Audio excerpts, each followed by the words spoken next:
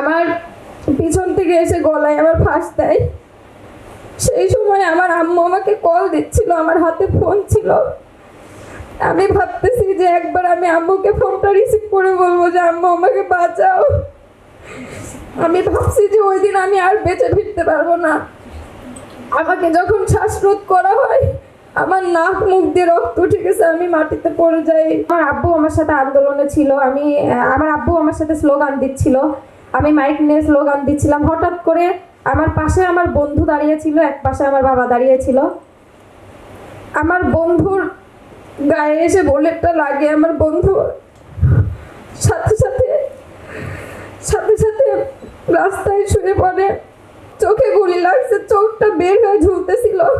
এই ফ্যাসিস্ট, এদের মধ্যে কোনো অনুতাপ বোধ নাই যে এত খুন, এত অন্যায় ওরা করছে, তারপরে ওদের মধ্যে কোনো অনুতাপ বোধ নাই।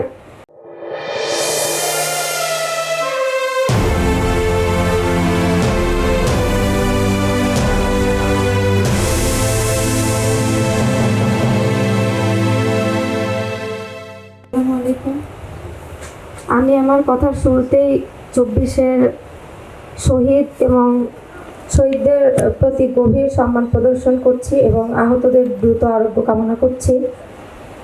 এখানে সবাই কম বেশি সবার গল্প বলল, আমার গল্পটা খুবই আলাদা। খুবই একটা মধ্যবিত্ত পরিবার থেকে উঠে আসা আমি একজন মেয়ে। আমি আমার বাবা মায়ের একমাত্র সন্তান। আমার বাবা মা দুজনই খুবই অসুস্থ। আমার বাসা পাবনা জেলাতে। জুলাইয়ে যখন প্রথম আন্দোলন শুরু হয় তখন আমার বাবা হার্ট অ্যাটাক করে। তো সেই মুহূর্তে আমার আম্মু অসুস্থ ছিল অনেক।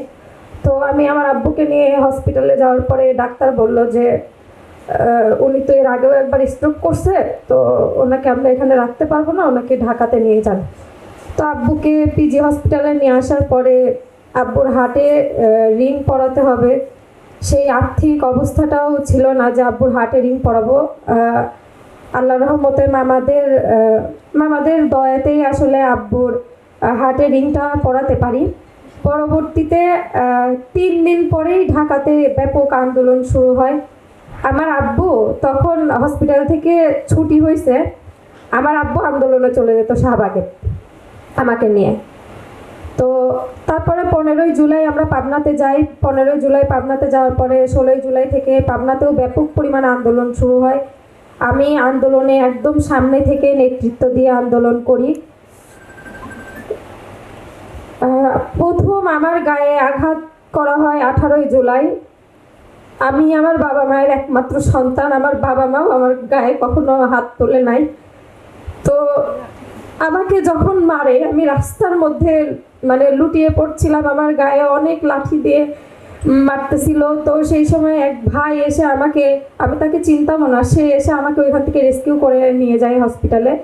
পরে আর কি বাসায় আসি আমি, আমার পুরো শরীর রক্তে জখম হয়েছিল, ব্যথায় আমার রাতে 103 ডিগ্রি জ্বর। আমার মা আমাকে জড়ায় ধরে কাঁদতো, কিন্তু আমি কখনোই আমার আব্বু আম্মু বা আমি কারোর সামনে কান্না করতাম না, কারণ আমি জানতাম যে আমার আব্বু আম্মুর সামনে যদি আমি ভেঙে পড়ি তাহলে আমার আম্মুও অনেক ভেঙে পড়বে। তো আমি আসলে আমার আব্বু আম্মু খুবই সাহসী। আমার আব্বু আম্মু কখনোই আমাকে আন্দোলনে যেতে বাধা দেয়নি। 4ই আগস্ট আমাদের ওইখানে গোলাগুলি হয়। 4ই আগস্ট যখন, সেই দিন আমার আব্বু আমার সাথে আন্দোলনে ছিল, আমার আব্বু আমার সাথে স্লোগান দিচ্ছিল, আমি মাইক নিয়ে স্লোগান দিচ্ছিলাম। হঠাৎ করে আমার পাশে আমার বন্ধু দাঁড়িয়ে ছিল, এক পাশে আমার বাবা দাঁড়িয়ে ছিল।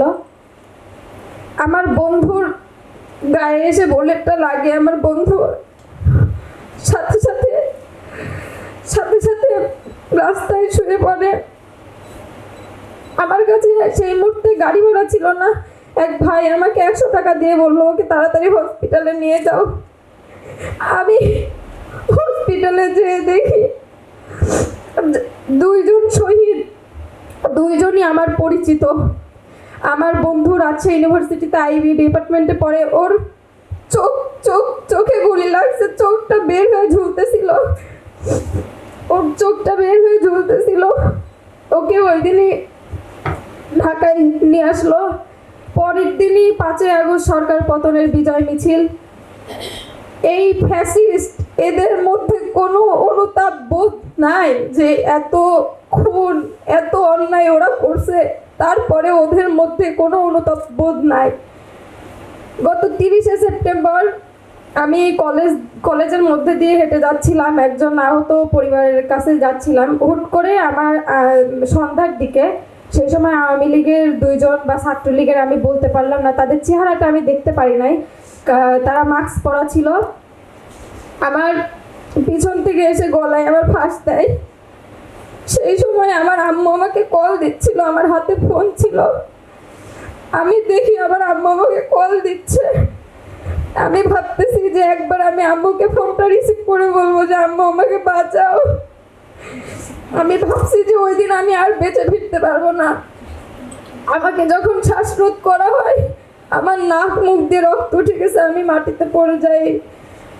সেই মুহূর্তে আশেপাশে কোনো লোকজন ছিল না। পরে পরে পরে আর কি আমার চিল্লানো শুনে ওরা দৌড়ে পালিয়ে যায় এবং আশেপাশে বাসা থেকে কয়েকজন বের হয়ে আসে, আমাদের যারা প্রতিনিধি ছিল সবাই আমাকে হসপিটালে নিয়ে যায়। আমার গলার রগে অনেক টান পড়ছিল, আমি 15-20 দিন কথা বলতে পারি নাই, গলায় প্রেশার পড়তো। আমার আব্বু আম্মু এখনো, আমার টেনশন, অসুস্থ হয়ে গেছে। ওই পাবনাতে আমাকে এমনভাবে টার্গেট করা হয়েছে যে আমি অনার্স সেকেন্ড ইয়ারে সেখানে পড়াশোনা করি। আমার আব্বু ভয় পেয়ে আমাকে বললো, আমার বাবার কাছে এখনো কল আসে যে সবাইকে মেরে ফেলবো, আমাকেও মারবে, আমার বাবাকেও মারবে।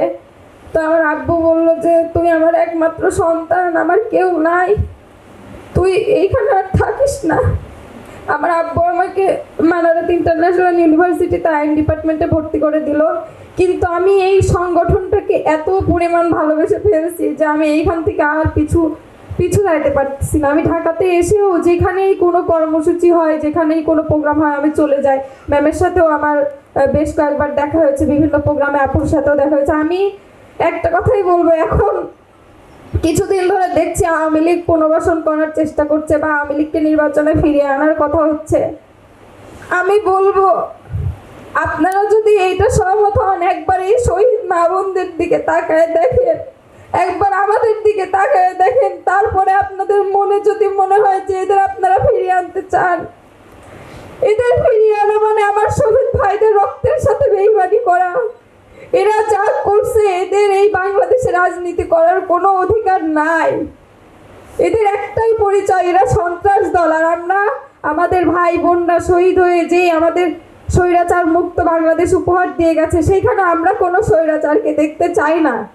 আমি সবাইকে অনুরোধ করব, সবাই আপনারা আহত যারা আছে, শহীদ যারা আছে, তাদের পাশে থাকার চেষ্টা করবেন। আর আমার আব্বা আম্মুর জন্য দোয়া করবেন, আমার বাবা মা খুবই অসুস্থ। এইটুকু বলেই বক্তব্য শেষ করছি। আসসালামু আলাইকুম।